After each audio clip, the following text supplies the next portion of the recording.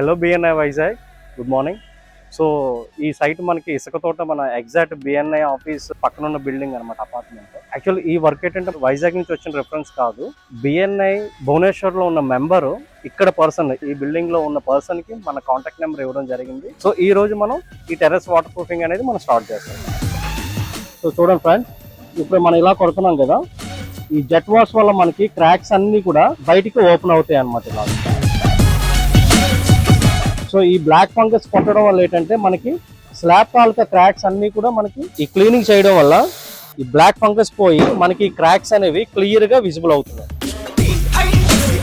So ఇది first process. Terrace water proofing 10 years old buildings కి, about 10 years old buildings మనం చేసే first process అన్నమాట. ఈ బ్లాక్ ఫంగస్ అనేది రిమూవ్ చేయకపోతే కింద సర్ఫేస్ ఎలా ఉందో కూడా వి కాంట్ ఐడెంటిఫై అనమాట.